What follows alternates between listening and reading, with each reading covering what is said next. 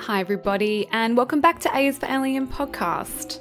If you're new here, my name is Patrice, and against all odds, I am the host. At one point in this podcast history, it had a structure where I would go through the alphabet talking about weird and bizarre things, but as of late, that kind of model has gone out the window. It will, however, someday soon, I'm hoping, have more structure. But for now, we just talk about weird stuff. And most of the time, that's just the weird stuff that's bouncing around in my head that week. So as you're listening to this, if you're listening to this in the future or in the past, I'm not quite sure yet how Facebook's metaverse is going to be working. This podcast is being recorded in the midst of the festive season, which is, of course, my favourite time of year. Because, of course, it is also the anniversary of one of my favourite UFO incidences, which is, of course, the Rendlesham Forest Incident. So straight away off the bat, I have to tell you, though, that this is a story that I genuinely believe something could have happened. Well, something actually definitely happened, regardless of whether it was extraterrestrial or not. It's very well documented and it's been recognised as an incident by many different parties. So something happened that night. What happened, we may never know in our lifetime. Hopefully we do, if there are certain documents or things which come to light that are declassified or whatever.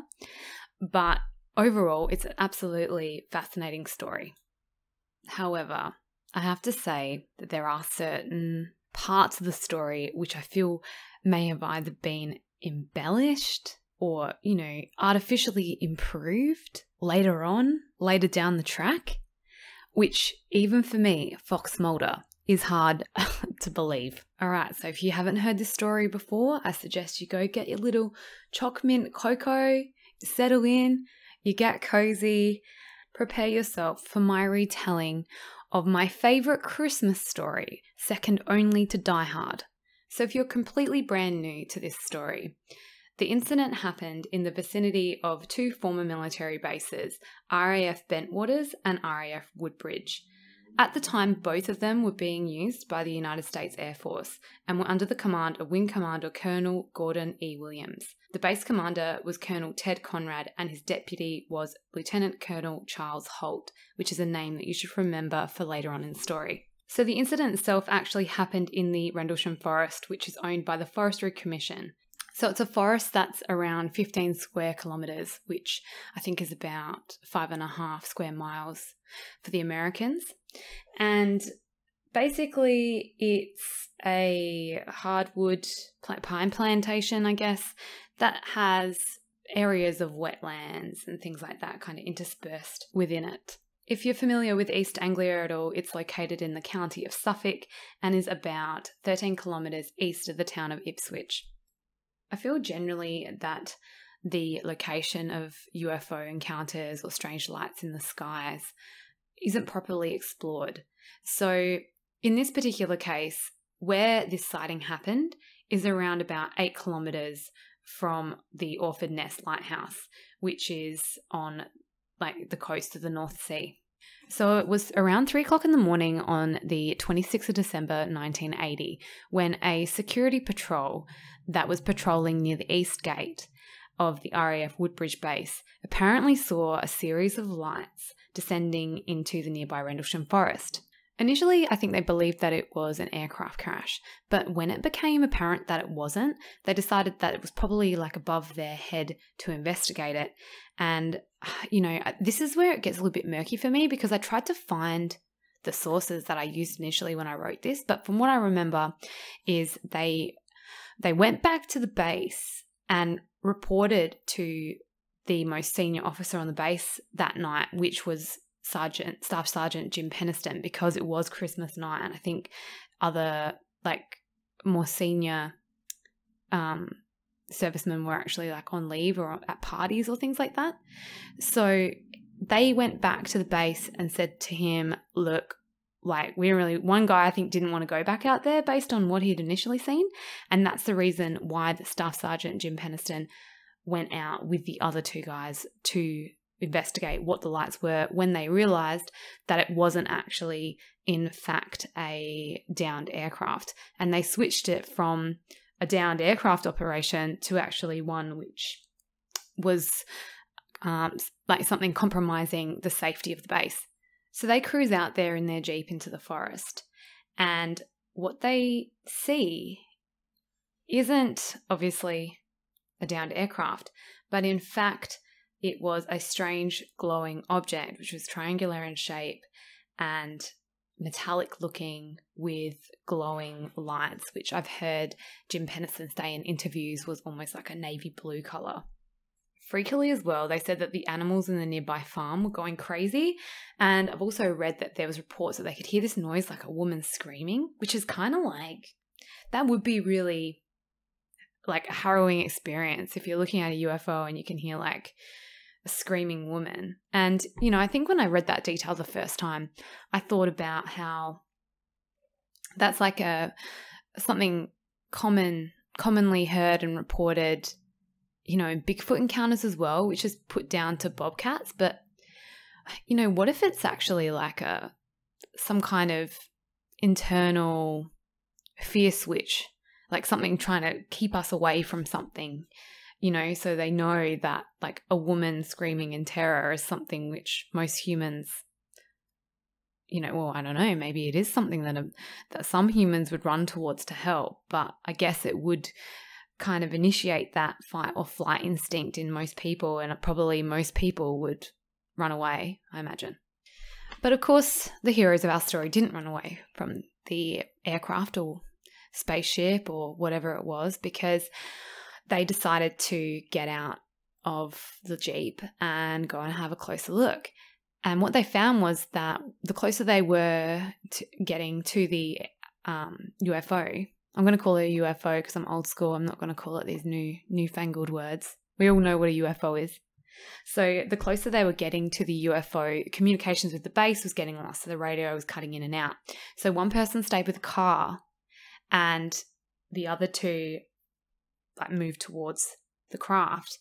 They kind of spaced themselves out to keep a communication like chain, I guess, with the guy at the car so he could report back what they were seeing and doing. And it was Jim Penniston who got the closest to the craft. And he speaks about it now. You know, he says that he felt like he could have almost died, because he said that time and space seemed to slow down and he felt like he couldn't move. It was like he was moving in slow motion, kind of the closer that he got to the UFO. And he calls it the sphere of influence that this craft had around it. It felt like there was a sphere of influence around the UFO that was affecting the way that he was able to move. As he got closer to the craft, he reported that it was lit from underneath, so it was hovering on the ground. And he also noticed that it had a series of markings on the spaceship, the UFO, that spanned about 3 foot wide. And he said that they looked like hieroglyphics. So I don't necessarily know if it was like, not Egyptian hieroglyphics, but, you know, glyphs of some description. And he did what, you know, I guess a curious human would do. I don't know, it's pretty ballsy. But he put his hand out and he touched the spacecraft, and he said that the spacecraft itself was warm to the touch. And he ran his hands along the craft, and he said that the hieroglyphs, the glyphs, felt like sandpaper, but the craft itself felt more like, you know, obsidian glass. And then after some time, it eventually kind of flew away. He had written down and made copies of a report of what he was going to tell his superior officers the next day. Also, I think the local police department were called out as well around about 4 o'clock in the morning, so about an hour or so after the sighting. But they reported that the only lights that they could see were those from the Orford Ness Lighthouse, which was what I mentioned earlier, about 8 kilometres away from where the base was. And I feel like the lighthouse excuse, or the lighthouse, not excuse, but explanation, it doesn't really fly with me. To say that security personnel on an Air Force base in the midst of the Cold War can't tell the difference between a stationary object 8 kilometres away that's there day in, day out, every single day, and a suspicious looking set of glowing lights that descended into the forest that they thought could have been an aircraft is just straight up insulting. So pretty soon after daybreak, they went back to the clearing and they found indentations in the ground that seemed to be a triangular pattern, as well as burn marks and broken branches on the nearby trees. They took plaster casts of the indentations, and around about 10 o'clock that same morning, the police came back and had a look at the indentations on the ground, but, ever skeptical, they said that in their opinion it looked like it could have just been made by an animal. Didn't look like anything unusual to them. So the next day, Colonel Holt's back, and obviously he's been briefed on the events of the previous night, and Jim Pennison said that he had written like a quite a long summary of everything that he'd seen, and the following day he'd gotten his report back and it had been drastically cut, and they're like, yeah, this is going to be your official response from now on, like this one paragraph of what you saw. And he was like, well, that's not what I saw. And I don't know if it was Colonel Holt that said that to him, but I feel like Colonel Holt was completely incredulous to this crazy story that he'd heard the day before, because he had said that he wanted to be made aware if the lights came back. It's also said that he went out with a Geiger counter and checked the area for general kind of radiation, and that they detected radiation depressions and on the near side of the tree. However, the significance of the reading, is kind of disputed. And as fate would have it, the lights actually did come back the very next day. And of course, Colonel Holt was made aware of this, and out they went into the woods again. And there's accounts that there was already people out there. So when the Colonel Holt had gone out, with a few other people from the base to actually investigate these lights that were now back, there was other people in the woods checking this out already. Like, who knows, who are they? And that's not really ever explained. The interesting part about this encounter was that Colonel Holt actually had with him a dictation device that he used to take voice memos of the encounter that he saw. And so on this tape, he basically, speaks about seeing this glowing object that looks like a giant eye blinking in the woods, and also goes on to speak about how it appeared like there was almost like molten metal dripping off this object. And also another interesting thing too is that closer to the end of the encounter, like this allegedly went on for hours, this particular sighting, it was shooting beams down to the ground as well.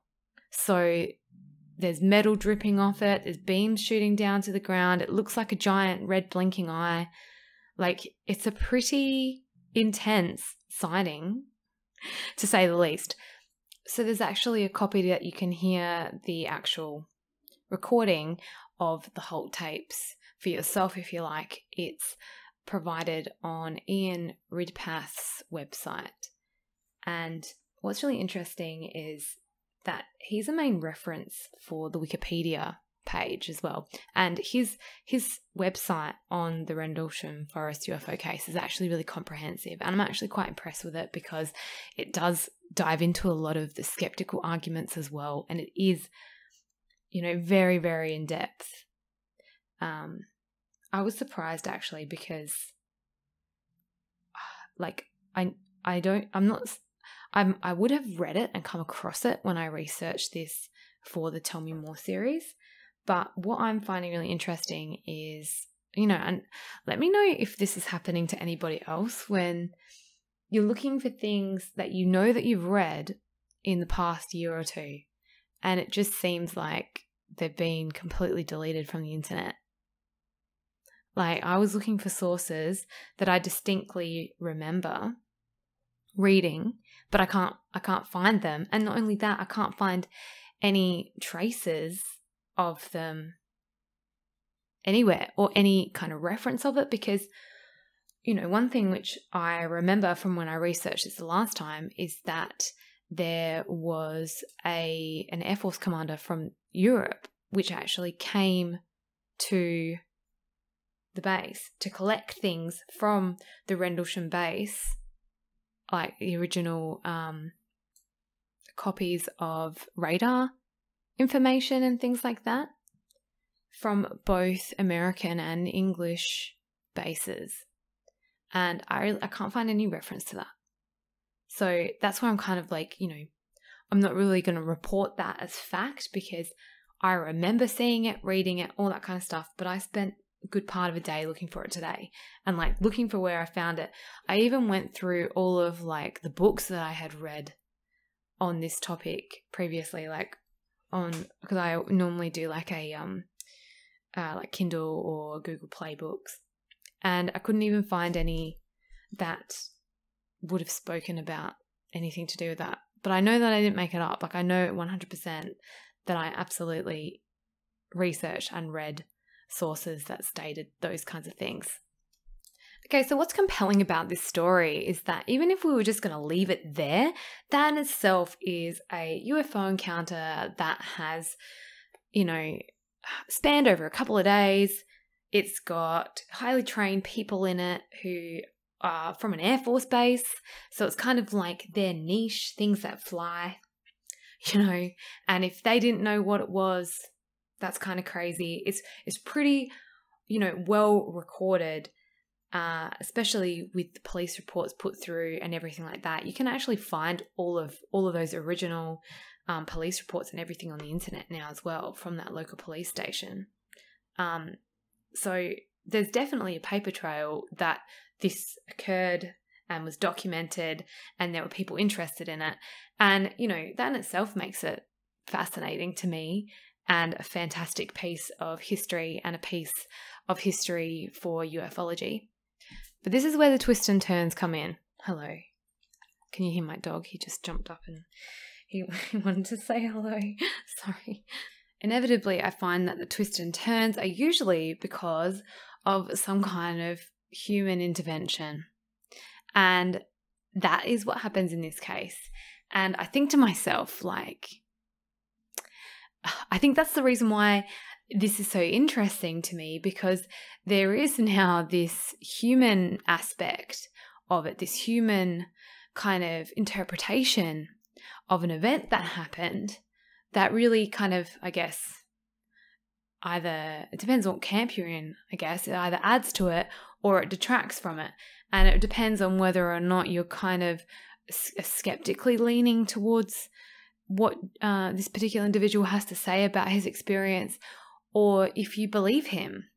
And I think that makes the whole experience kind of almost, I guess it's still really progressing even now. So even though it's a UFO incident that happened like 40-ish years ago, it's still kind of present now because, this person is still experiencing things in dreams to this day. So Jim Penniston had a notebook that he had copied down the glyphs that he had seen on this particular spacecraft, what they looked like. He'd also come to realize in the weeks and months after the incident that he had received some kind of, in his words, he called a download from when he touched the craft. And how this was presenting to him was that he was seeing a series of zeros and ones in his mind, and he used the notebook that he had written the glyphs in. He had written down these series of ones and zeros, and he'd say that he didn't really know what it meant at that time, but he knew that when he wrote them down, he felt better. And it wasn't until much later on, I believe it was even in the early 90s, he had hypnotic regression, where he claims that that's where he realized through hypnotic regression that the entities in the craft weren't actually extraterrestrials, but they were time travelers. And then much later on after that, he had an interview with a researcher who had asked to see the glyphs that he had written down. And when he had opened up his book, he had claimed that the researcher saw the ones and zeros and said, hang on a second, what's that? And he said, oh, that's just the download. And he claims that he wasn't aware of binary code and what ones and zeros meant. See, and this is the thing for me, because I feel like even if you didn't know what binary code meant, coming from a military background, especially in the 1980s, like you'd have at least some kind of cursory information or knowledge about Morse code. And, you know, effectively Morse code is a form of communication in what could effectively be translated to ones and zeros. So he just had this binary code kicking around in this notebook for years, you know, without really knowing what it meant. Remember, when he had his hypnotic regression, he'd been told that they were, you know, not extraterrestrials, but time travelers. So that's kind of what makes the next part kind of interesting, because when the binary code, I'm doing air quotes, the binary code was decoded, it actually translated to something that could be understood. And here is what it was translated to. And I'll take a screenshot of it and I'll put it up on my Instagram so that everybody can see it. But basically what it says and what it translates to is exploration of humanity 666 8100. Then it has the coordinates for a place called Hy-Brazil. And then the next line is continuous for planetary advan, and then question mark. So, but we could assume that it's continuous for planetary advancement or advance. And fourth coordinate, continuous something, something, something before. And then it goes on to list the coordinates for a series of places like on planet Earth. So we've got Belize, we've got Sedona, Arizona, we've got the Great Pyramid of Giza, we've got the Nazca Lines in Peru, Taishan Q? Do you say Q? Do you say QU? Is that pronounced Q? I know that Chi is pronounced like KI is pronounced cheese, so please let me know if QU in Chinese is pronounced something different. And also the Pontara, the Temple of Apollo in Greece. And then this line, which I've always found really creepy, and it's eyes for your eyes. Origin, Hy-Brazil. Origin year, 8100. Okay, so you're probably thinking, what's Hy-Brazil? So Hy-Brazil is a phantom island which is said to lie in the Atlantic Ocean off the coast of Western Ireland. And Irish myths describe this island that is hidden in a cloak of mist, except for one day every 7 years when you can see it, but you can never reach it. The etymology of the name Hy-Brazil is unknown, but there are some people who believe that it may actually come from Old Gaelic language, meaning descendants of Braesal, which is an ancient clan of northeastern Ireland. And interestingly, there are nautical charts and maps coming from the 1300s and the 1400s that show little islands called Insula de Brazil or Monte de Brazil or Ilha de Brazil, and that lie to the southwest of Ireland, where this, island is meant to be.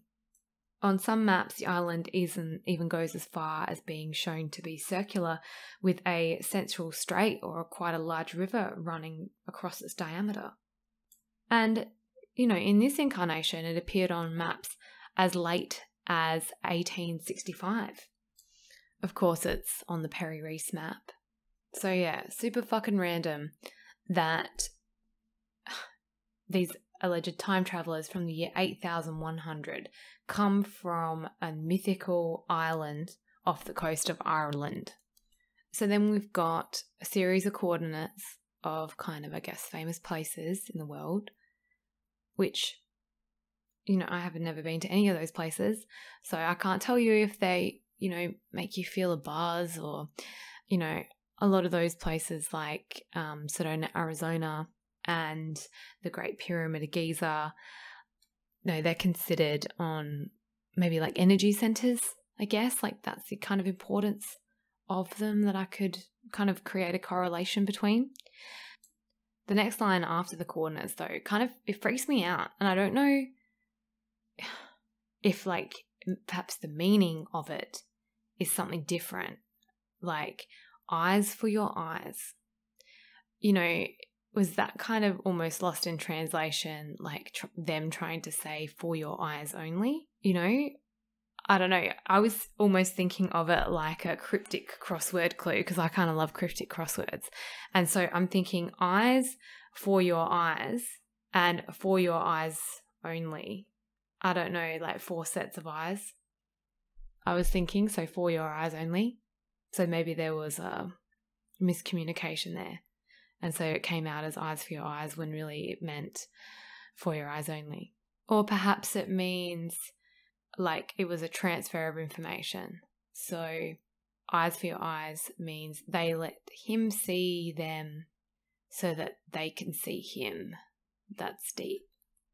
And Jim Pennison still says that he has dreams even now about it still to this day. So what's really interesting now with the information that we know about this binary code being interpreted is it really does put you in a position where you have to like kind of go, what's more logical and likely? Like, did he forge this? And if he forged it, why? And I don't know about you, but I feel I'm almost more uncomfortable with the possibility that he didn't forge it and it's 100% legit.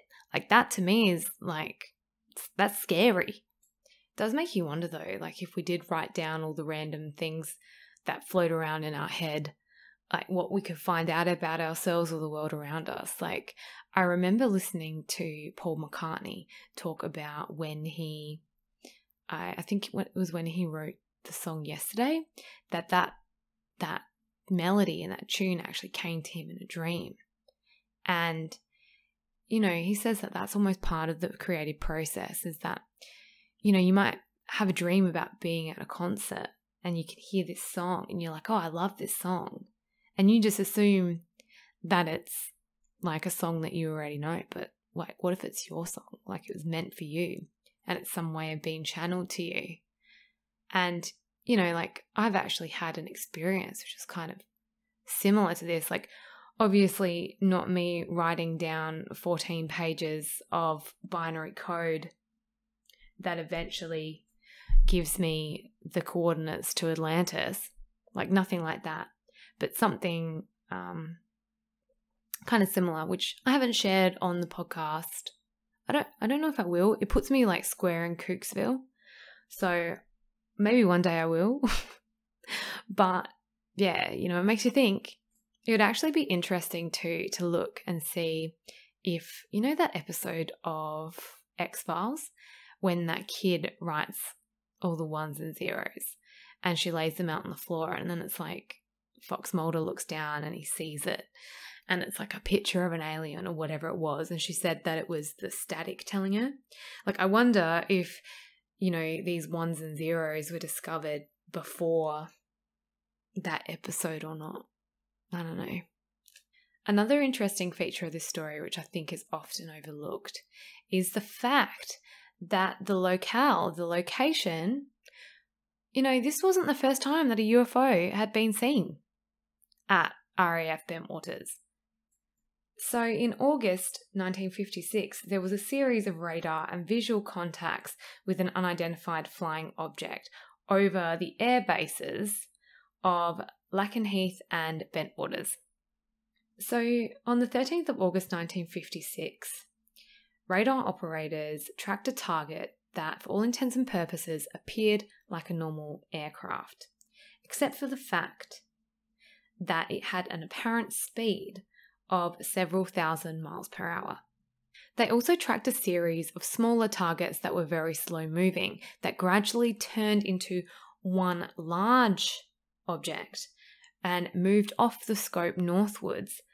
So then members of the 512th Fighter Interceptor Squadron, which were crewed by First Lieutenants Charles Metz and Andrew Rowe, were directed to investigate the radar targets, but they saw nothing. There was no visual sightings of anything except for a single amber star-like object that they surmised was actually probably the planet Mars.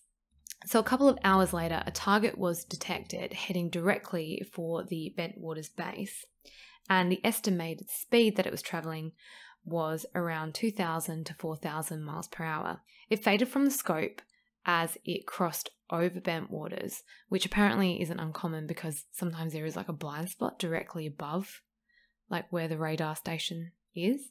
However, what's really interesting is that when it crossed over the base, people on the ground saw a brilliant white light passing rapidly overhead. Simultaneously, a C-74 pilot, who was at an altitude of about 4,000 feet, had reported that he had seen a similar brilliant light fly beneath his aircraft. The personnel at Bentwaters then made the decision to alert the Lakenheath base, 40 miles to the northwest, to keep an eye out for targets. And ground personnel there also reported several sightings with luminous objects. So 2 de Havilland Venom interceptors were scrambled at the direction of the Lakenheath base to intercept the targets. The pilot of the first Venom achieved contact, but then he found that the target maneuvered behind him and chased him for a period of around 10 minutes. And this was even despite the fact that he had taken, quote, violent evasive action. The second Venom had engine problems and had to return to base early. It was then said after that the target remained on the radar screens for a short period of time before leaving in a northerly direction. So this incident was recorded in the original Project Blue Book and was also subsequently analysed by the Condon Committee's report and by the atmospheric physicist James E. MacDonald. So if we've learned anything about Project Blue Book, what we've learned about Project Blue Book is that if it was in Project Blue Book, then it probably was an alien.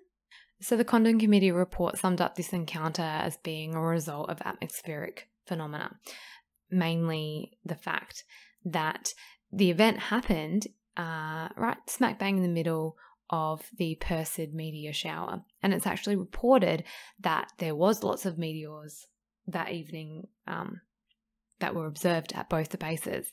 So the thing about that is the same problem that I have with the lighthouse theory, is that, you know, we're making the assumption that highly trained Air Force personnel can't tell the difference between a shooting star and an incoming target that could potentially be a threat to their lives and a threat to the base.